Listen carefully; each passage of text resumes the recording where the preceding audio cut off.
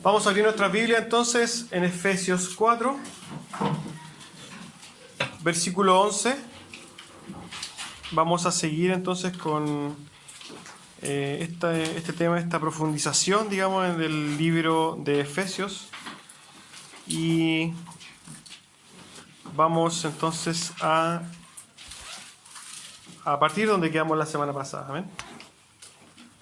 Efesios 4, versículo 11. Cuando usted lo tenga, se pone en pie para que leamos juntos la palabra del Señor. Amén. Dice así: y él mismo constituyó a unos apóstoles, a otros profetas, a otros evangelistas, a otros pastores y maestros, a fin de perfeccionar a los santos para la obra del ministerio, para la edificación del cuerpo de Cristo, hasta que todos lleguemos a la unidad de la fe y del conocimiento del Hijo de Dios, a un varón perfecto, a la medida de la estatura de la plenitud de Cristo, para que ya no seamos niños fluctuantes, llevados por doquiera de todo viento de doctrina, por estratagema de hombres que para engañar emplean con astucia las artimañas del error, sino que, siguiendo la verdad en amor, crezcamos en todo en aquel que es la cabeza, esto es, Cristo, de quien todo el cuerpo, bien concertado y unido entre sí por todas las coyunturas, que se ayudan mutuamente, según la actividad propia de cada miembro, recibe su crecimiento para ir edificándose en amor. Amén. Tome asiento entonces, por favor, póngase cómodo, tome mucha atención, porque hoy día vamos a ver un tema que es muy importante que nosotros podamos entender con claridad. Amén. Si ustedes se dan cuenta, el mensaje del día de hoy se llama Los ministerios dados a la iglesia. Ese es el título del sermón de hoy día. A modo de introducción, y para los amantes del fútbol, ustedes no sé si se acuerdan del director técnico de Colo-Colo, campeón de la Copa Libertadores de 1990, 91, no me acuerdo. Era don Mirko Josic. Y les quiero contar una historia de él para poder de alguna forma manifestar una idea, ¿ya? ¿Qué pasó con este caballero? Mirko Josic una vez estaba jugando, él entrenaba Colo-Colo. Y había un defensa, que no recuerdo bien el nombre, pero ese defensa en un partido hizo 3 goles. Y para todos, él era la estrella, ¿cierto? ¿Por qué? Porque hizo 3 goles. Pero por culpa de él, porque él estaba haciendo una función que no le correspondía, hicieron un gol, al gol, el descuento.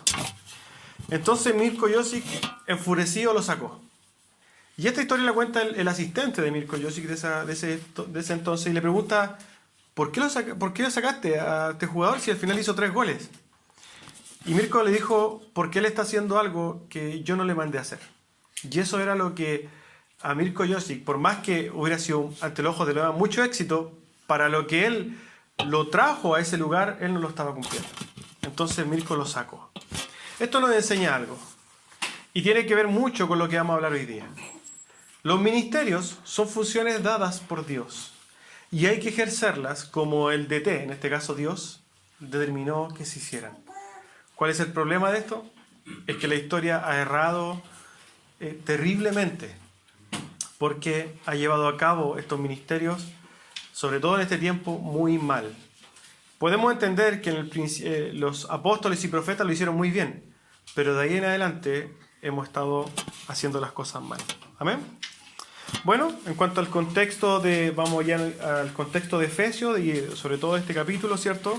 Nosotros hemos visto el capítulo 4 y vimos que desde el versículo 1 al versículo 6 habla de nuestro llamado, de que tenemos que vivir dignos de nuestro llamado, ya sea cualquiera, y por sobre todo ser llamados hijos de Dios. Ya eso es un llamado y deberíamos actuar y vivir en forma digna de este llamado, ¿cierto?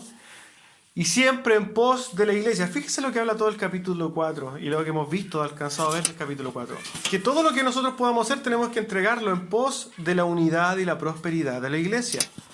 En los versículos 7 al 10 hablamos de los dones la semana pasada. No sé si recuerdan. Que los dones también tienen que ser usados para la prosperidad, para la unidad de la iglesia. Y Pablo, en el mismo espíritu, sigue hablando respecto de, y pasa ahora a hablar de los ministerios. ¿Ya? Y esto es lo que nosotros vamos a encontrar desde el versículo 11. Aquí ya nos estamos entonces metiendo directamente al texto.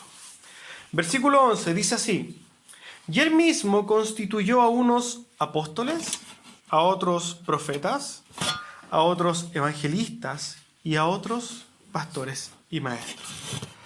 La verdad que se habla mucho de los ministerios y siempre hablan de los 5 ministerios. Pero la verdad que son 4 ministerios, no son 5 ministerios. Y esto lo podemos ver claramente en el texto. Fíjense lo que dice. Constituyó a unos apóstoles, tenemos uno. A otros, dice, y los separa, a otros los constituyó profetas. Saca de nuevo y dice, a otros los constituyó evangelistas. Pero a otros los constituyó pastores y maestros. Pastor y maestro es un ministerio que va de la mano. No es un ministerio separado. No son 2 ministerios. Si es que hubieran sido 2 ministerios, se le hubiera dicho a otros pastores y a otros maestros. Pero pastor y maestro es un ministerio. No existen 5 ministerios. Son 4 ministerios que está hablando Pablo en esta carta y que son los que aparecen. Y esto lo podemos ver claramente cuando nosotros vamos a empezar a ver las funciones de cada uno de los ministerios, que es lo que nosotros vamos a ver hoy día, para que ustedes sepan qué es lo que hace cada ministerio, cuál es la función de cada ministerio a la luz de la Biblia. Amén. Los apóstoles. Vamos a partir por los apóstoles.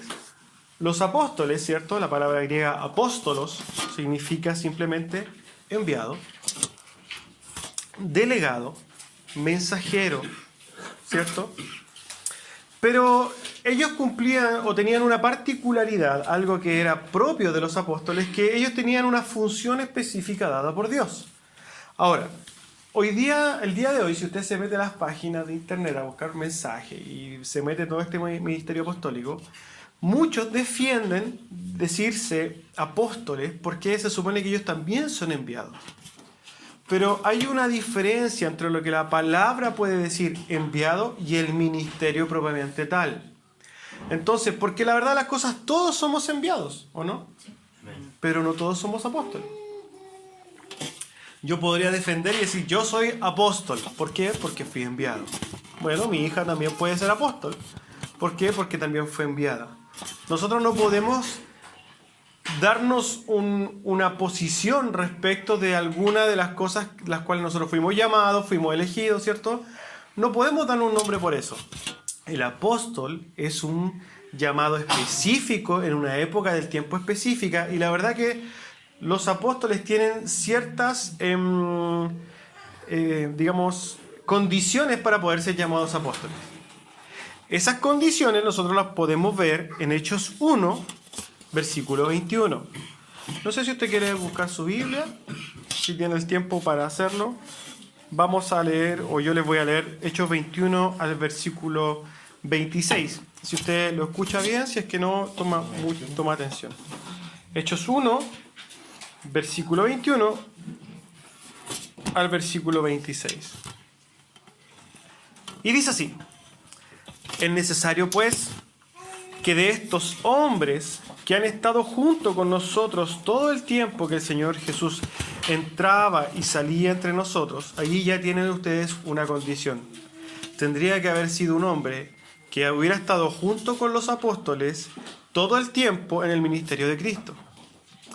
Como dice en el versículo 22, comenzando desde el bautismo de Juan hasta el día en que de entre nosotros fue recibido arriba, ¿cierto? Entonces alguien que haya estado todo el ministerio con Cristo. Uno de estos se ha hecho testigo con nosotros también de su resurrección. O sea, tenía que cumplir ciertas cosas. Haber estado con los apóstoles siguiendo a Cristo en todo su ministerio y haberse sido testigo de su resurrección. La verdad es que nosotros, ni uno de nosotros y nadie de este tiempo y nadie que no hubiera sido del siglo I puede ser apóstol, ¿cierto? No existe ni uno. Hoy día existe esta cuestión de la apostolitis y todo, la verdad que quieren llamarse apóstoles, pero tiene que ver mucho con la autoexaltación, que es lo mismo que hablamos un poquito la semana pasada respecto a los dones. Todos quieren dones espirituales, ¿cierto? Porque me hacen ser mejor, pero nadie quiere morir a sí mismo. Así mismo con los ministerios. Todos quieren ser apóstoles. Ya no basta con ser un pastor, ¿cierto? Entonces, ¿cuál era la función de los apóstoles? Si ustedes se fijan, nosotros lo vimos hace unas semanas atrás, cuando hablamos de que Pablo dice, edificados sobre el fundamento de los apóstoles y profetas. Los apóstoles tenían una función específica y era sentar el fundamento de la iglesia cristiana. Todo lo que nosotros conocemos doctrinalmente, si nosotros nos vamos al Nuevo Testamento, todo el Nuevo Testamento tendría que haber sido escrito por un apóstol o alguien muy cercano a un apóstol, ¿cierto? Entonces todo lo que conocemos de doctrina está puesto por los apóstoles.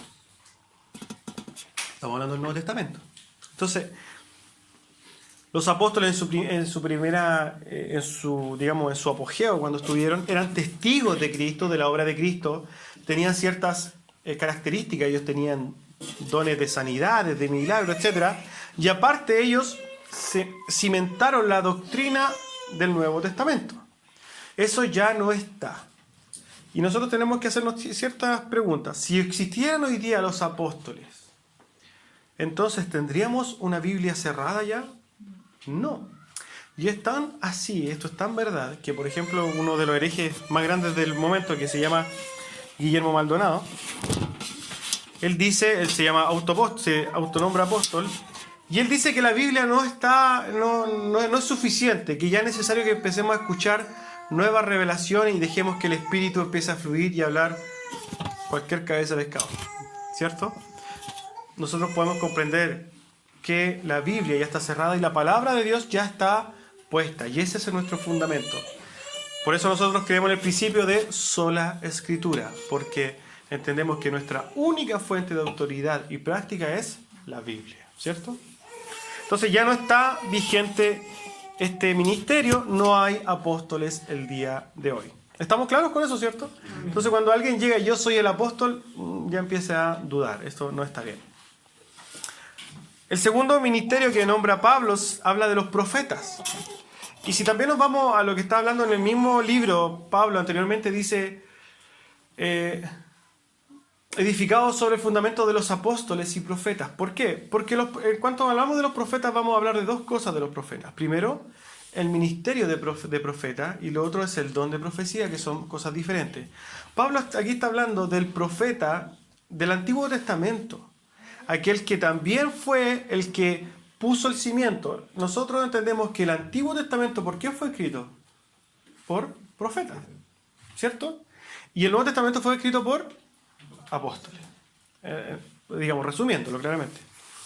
Y nosotros entendemos que la Biblia es nuestro fundamento. Ahora, el ministerio de los profetas como ministerio propiamente tal, también acabó cuando 400 años antes, digamos, de que Cristo viniera a la tierra. El ministerio ahí acabó. ¿Qué viene después? ¿Por qué la Biblia habla de profetas después en el Nuevo Testamento?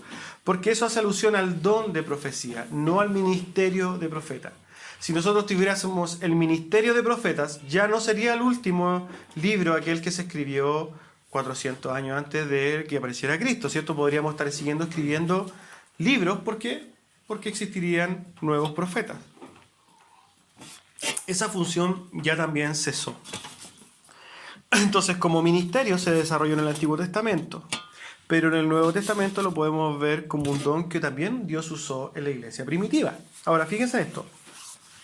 Cuando nosotros nos vamos al Nuevo Testamento, la palabra profeta, o cuando hablamos de profetizar, tiene dos sentidos. Primero, específicamente las personas que tenían el don de Dios de poder llevar cierta revelación, ¿cierto?, a su iglesia espiritual.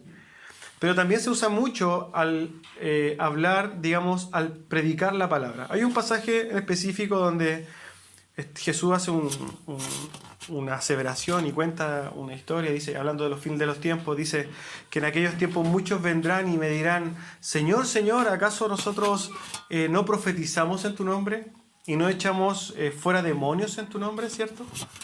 Y el Señor les dice, la verdad que a ustedes nunca los conocí. Apartados de mí, hacedores de maldad, al fuego eterno, ¿cierto? Y lo que está diciendo en ese sentido es que ellos hablaban el nombre de Cristo, predicaban el nombre de Cristo, pero no eran hijos de Dios y nunca lo fueron. Amén. Entonces, tenemos como función de su ministerio, ¿cierto? Que como ministerio ellos establecieron el Antiguo Testamento como fundamento escritural para nosotros. Y su duración fue hasta el último profeta que escribió alguna carta, ¿cierto? Este ministerio entonces tampoco está vigente. Ahora nosotros nos vamos a meter un poco en lo que nos convoca al siglo XXI en el que estamos hoy día. Y es lo que queda de estos grandes ministerios que dejó el Señor. Y ojo que esto lo dejó el Señor, ¿cierto? El Señor estableció apóstoles, profetas, evangelistas y pastores y maestros durante toda la época, ¿cierto?, de la iglesia, y entendemos así que de la iglesia estamos hablando desde el principio de los tiempos, ¿cierto? ¿Para qué? Para que nosotros, a través del tiempo, fuéramos teniendo esta revelación de Dios. Y hoy día nosotros contamos con estos dos ministerios que siguen, los evangelistas y los pastores y maestros. Y yo creo que estos son los que más tenemos que conocer a fondo, y más nos vamos a tener, con los cuales nos estamos relacionando finalmente. Todos los días nos relacionamos con estos ministerios. Yo quiero dejarles claro lo primero que un evangelista no es, hermanos. Y ojo con esto, nosotros estamos muy mal informados, hemos tenido una muy mala práctica de lo que es un evangelista, tenemos una imaginación de lo que es un evangelista totalmente fuera de lo que realmente la Biblia habla y establece para un evangelista. Un evangelista entonces no es la estrella que va de iglesia en iglesia dando mensajes evangelísticos. Eso no es un evangelista. Todos hablan del evangelista Gigi Ávila, que supone que era un gran evangelista. Pero la verdad que esa función no es la función que bíblicamente debería cumplir un evangelista. Y eso lo vamos a poder ver un poquito más adelante. La verdad que la función de predicar el evangelio en la iglesia, adivinen de quién es. Del pastor. Las iglesias locales no necesitan que alguien venga de afuera a predicarle el evangelio. ¿Por qué? Porque el pastor tiene que predicar el evangelio en su iglesia. Es impresentable, hermanos, que en ciertas iglesias tenga que venir el evangelista desde afuera. ¿Para qué? Para que les predique el evangelio. O sea, ¿de qué estamos hablando, hermanos? La función de predicar el evangelio es del pastor. Segundo, el evangelista no es este personaje que llena estadios predicando, ¿cierto? Y junto con un show, como lo podemos ver hoy día, que van haciendo giras de milagros. Eso tampoco es un evangelista. La función también de predicarle, se supone, a los no conversos, ¿de quién es? De la iglesia. Cada uno de vosotros, en este caso, tiene que predicar el evangelio. No tiene por qué llegar a tener un estadio donde tengamos que poner un show para que vaya la gente y ahí predicar el evangelio. Eso no aparece en la Biblia. No está. El Señor dijo, id y haced discípulos a todos, hermanos. El evangelista no es aquel que cuando va a la iglesia empieza a ministrar y a profetizar y a mostrar dones que ya no están vigentes para avivar a la gente.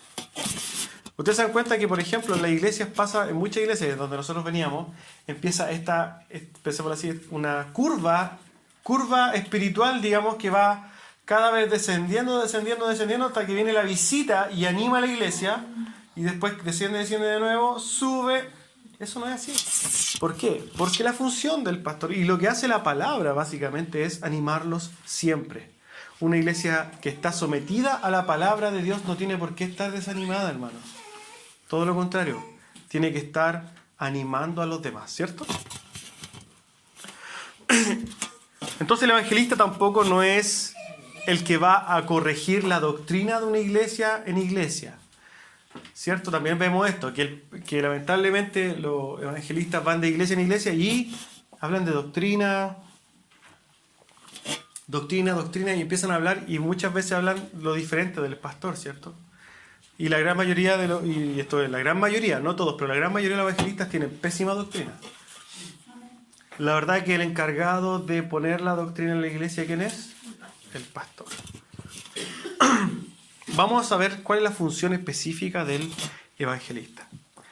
El evangelista es alguien que en su corazón tiene el ardiente deseo de llevar el mensaje del evangelio, ¿cierto? Y donde esté, lo hace. O sea, si está trabajando, evangeliza. Si está en la micro, evangeliza. Si está donde vaya, evangeliza. Va donde otros no van. El evangelista está dispuesto a misionar. Va donde sabe que, por ejemplo, puede morir. Porque el fuego que tiene es tan grande que va donde nadie lo va a estar mirando, donde no va a ser famoso, pero va a estar haciendo lo que Dios le llamó a hacer, que es predicar el evangelio.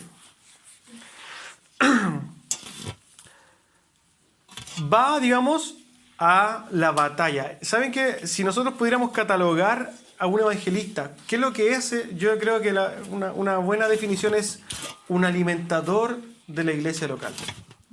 El evangelista, su función es alimentar a la iglesia local de gente. El evangelista tiene que ir, predicar y encargarse de que esa persona vaya a una iglesia local. Eso es lo que hace un evangelista realmente. Pero esta evangelización siempre tiene que ser en la voluntad de Dios, hermano. ¿Y eso qué significa o qué implica esto? Por ejemplo, cuando vaya un evangelista a predicar, sea el contexto que sea, va a predicar el evangelio. No sus grandes hazañas, no su gran poder, no los milagros que vivió, no las cosas que experimentó. Él va a predicar el evangelio de Cristo. Segundo, siempre se va a mover en lo que Dios estableció.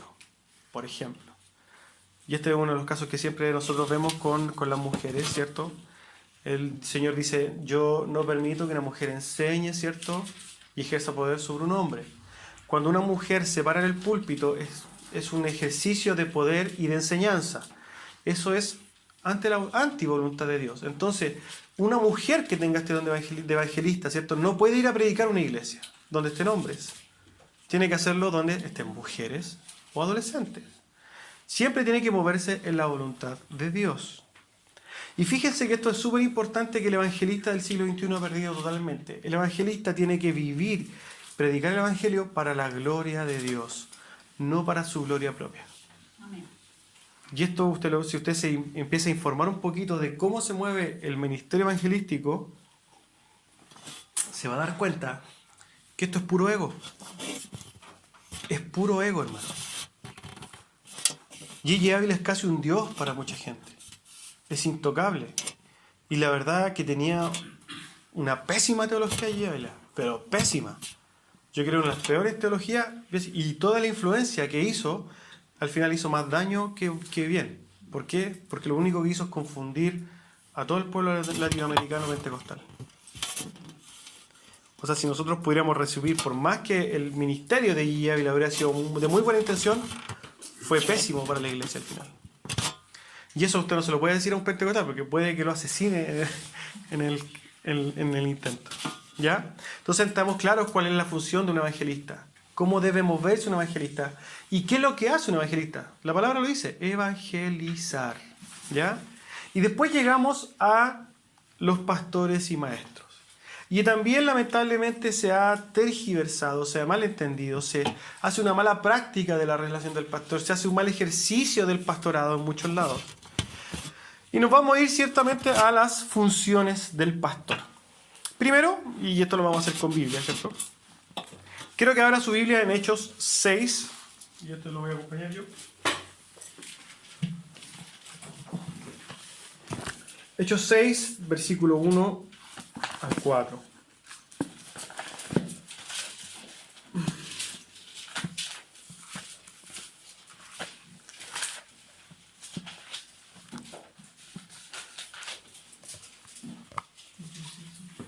Hechos 6, versículo 1 al versículo 4. Una de las funciones está establecida aquí.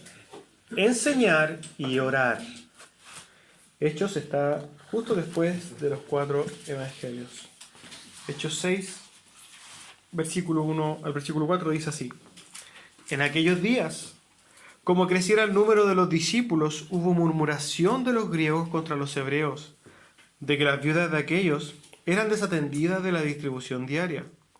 Entonces los 12, en este caso los apóstoles, convocaron a la multitud de los discípulos y dijeron: no es justo que nosotros dejemos la palabra de Dios para servir las mesas.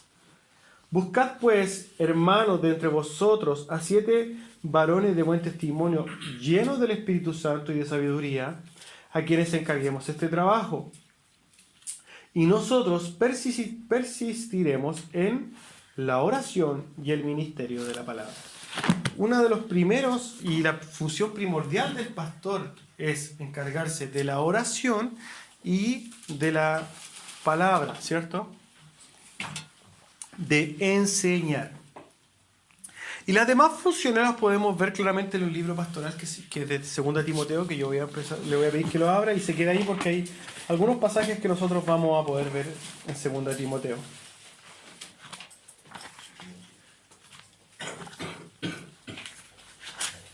Primero vamos a leer 2 Timoteo 2:2.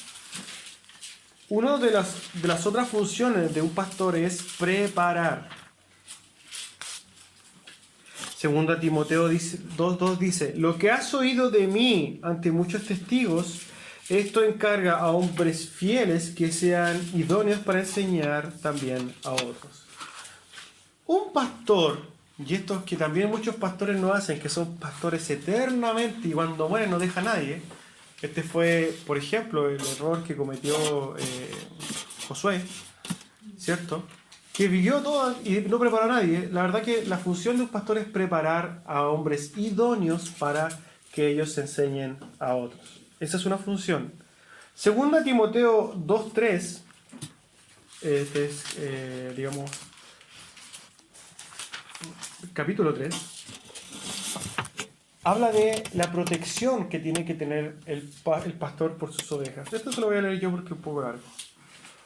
Dice así: también debes entender esto, Timoteo, que en los postreros días vendrán tiempos peligrosos, los tiempos que estamos hoy día, porque habrá hombres amadores de sí mismos, avaros, vanagloriosos, soberbios, blasfemos, desobedientes a los padres, ingratos, impíos, sin afecto natural, implacables, calumniadores, intemperantes, crueles, aborrecedores de lo bueno, traidores, impetuosos, infatuados, amadores de los deleites más que de Dios, que tendrán apariencia de piedad, pero negarán la eficacia de ella. A estos evita. En el consejo que Pablo le está haciendo a Timoteo, le está manifestando que en estos tiempos y en esos tiempos también hay muchos hombres que se visten de ovejas y que enseñan herejías, que dicen vestirse, que parecen piadosos pero no lo son. Y cuando Pablo le está diciendo a Timoteo, a estos evita, lo que está diciendo no solamente evítalos tú, evita que tu grey sea contaminada por ellos. Podemos nosotros, por ejemplo, vamos a verlo más adelante también con una carta de Judas, ¿cierto? Pero abocándonos un poquito a la carta, digamos, a las funciones del pastor, también quiero que vaya conmigo donde aparece el detalle, digamos, de lo que un pastor tiene que hacer. Y esto está en 2 Timoteo 4:12. Perdón, 4 del 1 al 2. 4 del 1 al 2. Fíjense lo que dice aquí. Te encarezco delante de Dios y del Señor Jesucristo, que juzgará a los vivos y a los muertos en su manifestación y en su reino. Que prediquen la palabra, fíjese lo que dice, que prediquen la palabra, que instes a tiempo y fuera de tiempo, redarguye, reprende y exhorta con toda paciencia y doctrina. ¿Amén? ¿Qué dice ahí? ¿O cuáles son las funciones establecidas en esos pasajes? Predicar, aconsejar, reprender, cosa que no le gusta a la iglesia ser reprendida, ¿cierto? Pero la función del pastor es reprender, por muy ingrata que sea, guiar y exhortar. O sea, si nosotros hacemos un análisis global de cuáles son las funciones del pastor, podríamos decir que son enseñar, orar, preparar, proteger, predicar, aconsejar, reprender, guiar, exhortar, etcétera, etcétera. Esas son las funciones del pastor. Quiero dejarles claro, la función del pastor no es llevarlo a urgencias o al sapo. La función del pastor no es ir a orar por sus enfermos a sus casas. La función del pastor no es ir a hablar con el hijo rebelde. La función del pastor no es ir a aconsejar a su hijo. La función del pastor no es ir a predicarle a su tía. No son las funciones del pastor esas, hermanos. Esas son sus funciones. Y son las funciones, en este caso, ya que ustedes sean incapacitados, de los diáconos. ¿Ya? Importante comprender esto. ¿Por qué? Porque muchos pastores empiezan a hacer un ejercicio de muy buena voluntad, pero tal como el jugador de Mirko Josic, que empiezan a hacer cosas que no le corresponde, que son muy bien hechas por lo demás, pero que no es lo que Dios los mandó a hacer. Entonces, hagamos lo que Dios nos mandó a hacer y en la forma que Dios nos mandó a hacer las cosas, y nosotros vamos a ver el éxito en esto. ¿Amén? Bueno, entendemos entonces cuáles son los 4 ministerios y cuáles son los 2 ministerios que están vigentes el día de hoy. Ahora, estos ministerios tienen una función y es lo que aparece en los versículos siguientes. Versículo 12. A fin de perfeccionar a los santos para la obra del ministerio, para la edificación del cuerpo de Cristo, hasta que todos lleguemos a la unidad de la fe y del conocimiento del Hijo de Dios, a un varón perfecto, a la medida de la estatura de la plenitud de Cristo, para que ya no seamos niños fluctuantes, llevados por doquiera de todo viento de doctrina, por estratagema de hombres que para engañar emplean con astucia las artimañas del error, sino que siguiendo en verdad crezcamos en todo aquel que es la cabeza, esto es Cristo. Entonces, estos 4 ministerios que Dios constituyó, hermanos, los constituyó con un motivo. Entonces, entendemos que no solamente podemos ver en el texto que hay un motivo para que este cuerpo, en este caso, sea levantado, sino que también podemos ver un objetivo para la Grey, un objetivo para ustedes. Y estos objetivos están detallados así. Primero, perfeccionar a los santos. ¿Qué quiere Dios entonces si nosotros podríamos ver implícitamente en el pasaje? Dios quiere que usted sea perfeccionado. ¿Ya? ¿Qué significa ser perfeccionados? Hacerlos mejorar. Ustedes tienen que ir creciendo continuamente. Ustedes tienen que ir aprendiendo más de la Biblia, tienen que ir conociendo más a Dios, tienen que ir muriendo a sí mismo, tienen que ir manifestando cada vez los frutos del Espíritu. Entendemos que hay un proceso, pero usted tiene que ir creciendo continuamente. Y podemos ver cómo las iglesias han hecho muy mal esto, y lo podemos ver, yo creo que mucha gente que nos rodea, y podemos ver cuánta gente lleva en las iglesias años y años y sigue igual. La pregunta de esto es, ¿estarán haciendo la voluntad de Dios? No. ¿Por qué? Porque la voluntad de Dios está establecida. Un hijo de Dios tiene que ir creciendo. Y esto no está solamente en este pasaje, está en muchas partes de la Biblia. Y Dios se preocupó ¿de qué? De dejar un cuerpo, de dejar ministerio, dejar autoridad en la iglesia. ¿Para qué? Para que esto sea hecho. Si en este caso los que están en el ministerio desarrollan mal su ministerio, lo que va a causar es lo siguiente, que las personas no van a crecer. Por el contrario, si una persona ejerce bien su ministerio, ¿qué va a pasar? Las personas de la Grey van a crecer. ¿Amén? Segundo, lo hizo también para la edificación del cuerpo de Cristo. Y esto está separado en hartas partes. ¿Para qué? Hasta que lleguen a la unidad de la fe y del conocimiento de Dios. Otra pregunta. ¿En cuántas iglesias cada persona cree algo diferente? Esto pasa, hermano. Usted va a una iglesia y todos creen cualquier cosa. Pero lo que ha establecido Dios es que nosotros tengamos unidad de fe. Y no solamente unidad de fe, sino que unidad del conocimiento de Dios. O sea, nosotros todos deberíamos ir, primero, creyendo igual, lo mismo. Por eso somos confesionales, porque es fundamental, lo podemos ver en la Escritura, que todos creamos lo mismo. Y segundo, que todos conozcamos a Cristo y vayamos conociéndolo de igual forma. Amén. También, ¿qué dice? Para la edificación del cuerpo, hasta que lleguemos a ser perfectos a la medida de la estatura de Cristo. Tiene que ver también esto con el primer punto, de tener que ir creciendo y cada vez ir pareciéndonos más ¿a quién? A nuestro Salvador, a Cristo. Otro motivo es para que ya no seamos niños fluctuantes llevados por cualquier viento de doctrina, Y esto también lo podemos ver en la iglesia. ¿Cómo pasa de que cualquier persona que escucha algo automáticamente lo cree? Y creen cualquier cosa, por muy herejía que sea, lo creen. Si ustedes se fijan, en el versículo 14, hablando de esto mismo, dice, por estratagemas de hombre que para engañar emplean con astucia las artimañas del error. Las falsas enseñanzas, hermanos, las falsas doctrinas son estrategias de hombres que usan el error para engañar y para sacar provecho de los demás. Yo quiero invitarlo a leer 2 de Pedro 2.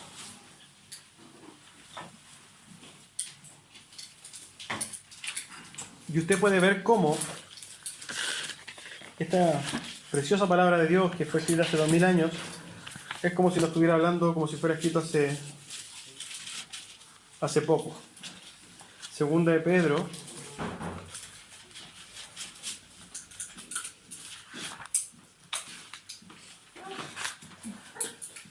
Pedro 2, versículo 1 al versículo 3. Fíjese lo que dice. Pero hubo también falsos profetas entre el pueblo, como habrá entre vosotros falsos maestros, que introducirán encubiertamente herejías destructoras, y aún negarán al Señor que los rescató, atrayendo sobre sí mismos destrucción repentina. Y muchos seguirán sus disoluciones, por causa de los cuales el camino de la verdad será blasfemado. Y por avaricia harán mercadería de vosotros con palabras fingidas. Sobre los tales, ya de largo tiempo la condenación no se tarda y su perdición no se duerme. Fíjese cómo ilustra este pasaje lo que hoy día ya está pasando. Ustedes se dan cuenta, son ministerios que están llenos de todo el show, de Guillermo Maldonado, Cash Luna y todo, un montón de Benigín y todas esas cosas, donde la gente va y básicamente lo que va, la gente se transforma en mercadería. Eso es. Se transforma en todo un tema de mercadotecnia, donde ellos se hacen ricos a expensas de ¿qué? Del corazón egoísta de la gente, porque esa gente va ahí, hermano, yo ojo con esto, la gran mayoría de ellos no son víctimas. A la gente le gusta que le hablen bien, a la gente le gusta que le digan que van a ser los mejores, que son super personas, les gusta eso, les gusta que van a decir que van a tener muchos bienes, les encanta eso. Están ahí porque quieren, porque cuando una de esas personas te dice, no hermano, eso está mal, eso no va la palabra, hasta se enojan. A ellos les gusta. Judas también hace una observación a esto. Libro de Judas 3. Judas tiene un solo capítulo, así que vamos a leer del versículo 3 en adelante, hasta el 4. Amados, por la gran solicitud que tenía de escribiros acerca de nuestra común salvación, me ha sido necesario escribiros exhortando que contendáis ardientemente por la fe que ha sido una vez dada a los santos. Porque algunos hombres han entrado encubiertamente, lo que desde antes habían sido destinados para esta condenación, hombres impíos, que convierten en libertinaje la gracia de nuestro Dios y niegan a Dios, el único soberano, y a nuestro Señor Jesucristo. O sea, nosotros somos llamados a contender ardientemente por la fe y su doctrina. Muchas veces, cuando uno empieza a defender la palabra de Dios, cae mal. Si lo digo por experiencia propia. Somos, digamos, odiados, hasta odiados, ¿cierto? Somos no gratos, pero defender la doctrina de Cristo, hermano, defender la palabra es un mandato de Dios. Amén. Sigue hablando de los motivos por qué la edificación del cuerpo de Cristo. Primero también dice, para que sigamos la verdad en amor. Fíjense lo que dice ahí, para que sigamos la verdad en amor. Pero la gente en la iglesia ya no está siguiendo la verdad. Está siguiendo la felicidad y no la verdad. La gente va a la iglesia para ser feliz. La iglesia va a la iglesia para aliviar su conciencia. La gente va a la iglesia ¿para qué? Para sentirse espiritual. Pero la gente no va buscando la verdad. Y volvemos a lo mismo. ¿Por qué las iglesias de prosperidad están llenas? Porque ellos no están siguiendo la verdad. Ellos están siguiendo los deseos de su propio corazón. Otro motivo es para que crezcamos en Cristo, ¿cierto? Y cuando Pablo se expresa en crecer en Cristo, está hablando de la doctrina de Cristo, hermano. Crecer en Cristo, fundamentado en Cristo y sus enseñanzas, en lo que Cristo nos dejó. Ayer en la noche me quedé dormido un poquito tarde y en el 13 están dando un programa nuevo que se llama, no sé si es nuevo, mi primera vez que lo veo, pero se llama, creo que Buscando a Dios, algo así, donde aparece uno de los hombres que viaja por todos lados y estaba en Israel, y estaba en Jerusalén, y estaba donde Cristo murió, y yo veía un poco indignado cómo todo lo que hacían, toda la liturgia, cómo pasaban por donde se supone que Cristo nació y besaban las cosas y se persignaban y pasaban los sacerdotes y besaban a las guaguas. Una idolatría, una tontera, una falta de conocimiento de Dios. ¿Por qué? Porque ellos están dispuestos a ir y conocer, que es bonito pasar, hacer filas, todo el tema. Pero Jesús no dijo nada de eso para cuando Él no estuviera. Jesús no dijo, si es que me amas, anda donde yo nací, o anda a hacerme una manda, o anda a conmemorarme, ¿no? El Señor dijo, si me amas, guarda mis mandamientos. Y la gente ha olvidado la palabra de Dios. Apareció un católico diciendo, bueno, es que aquí somos muchas iglesias y cada uno adora a Dios como quiere. Una herejía tremenda. Bueno, para que crezcamos en Cristo es en la doctrina de Cristo.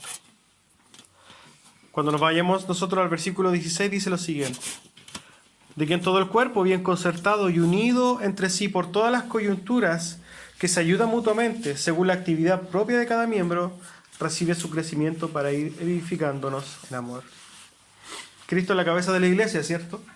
Y nosotros somos su cuerpo, y cada miembro tiene una función y actividad. Pablo concluye este pequeño párrafo hablando de la función de los ministerios, de cómo este ministerio de alguna forma organiza y está hecho para servir a la iglesia, a la grey, al pueblo, y cómo este pueblo tiene un objetivo, hermanos. Usted tiene un objetivo de crecimiento, de crecer en Cristo, de conocer la palabra de Dios, de no ser llevado por viento de doctrina, de morir a sí mismo, de un montón de cosas en las cuales nosotros hemos hablado. Y dice que nosotros debemos funcionar en total como un cuerpo, cada uno con una función. El objetivo de Dios, entonces, para sus hijos, es que todos nos ayudemos mutuamente, porque todos tenemos una función. Si bien estamos hablando de los ministerios, ¿cierto? Que el ministerio tiene una forma de ejercerse, nosotros también hablamos de los dones, la semana pasada. Y los dones están también a disposición ¿de qué? De la iglesia. Entonces, lo que está hablando Pablo, resumiendo todo esto, el ministerio, los dones, la iglesia en sí tiene que caminar como un cuerpo. Todos juntos, organizados, pero todos tenemos ciertas funciones. Aquí no se trata de que hay uno que solamente recibe, que es lo que lamentablemente la gente se acostumbró. Yo voy a la iglesia solamente para recibir. Yo escucho palabra y me voy. Yo a la iglesia me voy. Eso no es pertenecer al cuerpo, hermano. El cuerpo no está, un dedo no está separado del cuerpo, ¿cierto? Si yo me saco este dedo y lo pongo ahí, ya no es parte de mi cuerpo, ¿cierto? El cuerpo está unido. Y una de las claves para comprender esto es que si usted no está unido a la iglesia, usted no es parte del cuerpo de Cristo. Tiene que estar unido. Y en ese sentido, el estar unido significa tener coinonía, conocerse, adorar juntos, esforzarse por ayudar a los demás. Dice que las coyunturas se ayudan y asimismo nosotros tenemos que estar dispuestos a ayudar a nuestros hermanos, de cumplir una función en la iglesia, de edificarnos y de poner nuestra energía, porque eso es lo que la iglesia no ha hecho históricamente. Muchos van a la iglesia, pero van a recibir, a tomar aire. Pero esa no es la función del cuerpo. El cuerpo cumple una función. Por más que sea mi dedo meñique, cumple una función. Por más que sea un pelito, ese pelito toma calor, tiene una función. Todos tienen una función dentro del cuerpo. ¿Amén? Vamos un poquito a la aplicación, a pesar de que hemos aplicado ciertas cosas, vamos a la aplicación de esto. Entonces, muy importante recalcar que ya sean los dones, ¿cierto?, de los que hablamos la semana pasada, o los ministerios, esto nunca son para la autoexaltación. Nunca son para yo autocreerme súper espiritual. ni para jactarme porque tengo un ministerio o un don, porque la verdad que ambos son regalos de Dios. Y deben ser ejercidos entonces para su gloria y en pos de la iglesia, en favor de la iglesia. En concordancia entonces con esto, las personas que tienen algún ministerio dado por Dios deben hacer sus funciones tal como Dios lo estipula. Existe una forma de ejercer los ministerios, ¿cierto? Y existe una forma para ejercer o poner en práctica nuestros dones. Ahora bien, en cuanto a nosotros, ¿cómo nos toca esto? Porque la verdad que la palabra, ¿cierto? Toda la palabra tiene, digamos, cosas que nos alimentan. Pero nosotros hoy día hemos aprendido ciertas cosas, pero quizás no nos hemos dado cuenta de la mano de Dios de alguna forma directamente para con nosotros. Podemos aprender, hoy día aprendimos muchas cosas del ministerio, ¿cierto? Pero fíjense que hay algo que nosotros tenemos que meditar en esto. Es un motivo, fíjese, de alegría, de regocijo, de agradecimiento, de admiración respecto a Dios, de cómo Él no solamente, hermano, nos salvó. Él no dijo, y bueno, aquí están mis hijos salvados, hagan lo que quieran. No. Él no solamente nos salvó, se preocupó, hermano, de establecer una organización, podemos decir, una organización que esté dispuesta al cuidado de cada uno de nosotros. Con esto nos regaló muchas cosas. Cuando Dios hizo la iglesia, hermano, nos dio una familia. Y esto estaba todo en el plan y en el corazón de Dios. La iglesia no es meramente una institución, hermano, y esto tenemos que tenerlo claro. La iglesia es un cuerpo. La iglesia es algo que Dios diseñó para que usted se sintiera parte de ella. Y la hizo con muchos motivos. O sea, este plan precioso de Dios tiene varias cosas. Fíjese, primero nos dio una familia. Primero, hay mucha gente que la única familia que tiene, hermano, es la iglesia. Segundo, se preocupó de dejarnos la palabra para guiarnos. O sea, no nos dejó solo, bueno, hagan lo que quieran. Nos dio la palabra. La palabra nosotros tenemos que tenerla en mucha estima, como dice nuestra confesión de fe. ¿Por qué? Porque a través de ella nosotros podemos comprender cuál es la voluntad de Dios. Tercero, nos dejó gente para que nos guiara, para que nos enseñara, para que nos ayudara. No nos dejó solo así, oye, Dios, ya usted me salvó, perfecto, ¿y ahora yo qué hago? No, Él dejó establecido a alguien, personas que fueran capaces de decirle, mire hermano, no es así, es asá, para que usted vaya aprendiendo. Nos dejó una misión, porque usted en el cuerpo o en el cristianismo, en la vida, tiene una misión, hermano, y es parecerse a Cristo. Tiene esa misión, y a veces esa misión es mucho más extensa que parecerse a Cristo. Muchas veces usted tiene una misión de ser un evangelista, tiene la misión de ser un pastor quizás, tiene la misión de predicar el evangelio, tiene muchas misiones dentro del cuerpo de Cristo. No solamente, yo soy salvo y me olvido, no, tiene muchas misiones, hermano. Nos dejó la gran bendición de poder conocerlo cada vez más a través de la Escritura y de las personas que pone delante para enseñarnos de Dios. Y nos dejó la gran bendición de poder ser moldeados a través de nuestra vida en la iglesia. Si nosotros nos empezamos a dar cuenta de esto, yo creo que hay mucho más beneficios de la iglesia, que son todos dados, nacen todos en el corazón de Dios, en la sabiduría de Dios. ¿Para qué? Para que usted esté alegre, hermano, esté totalmente agradecido de ¿qué? De que hay una iglesia, de que Dios no solamente se preocupó de salvarlo, sino que se preocupó de que usted viviera una vida en edificación constante. Una familia donde usted puede servir, crecer, morir a sí mismo, etc. Amén. Conclusión. Y esto yo creo que resume un poquito esto. Y con esto estamos concluyendo. No sé si ha sido largo. Sí, está dentro de los márgenes. Conclusión. Qué grande es el amor de Dios. Qué inigualable es su sabiduría, hermano.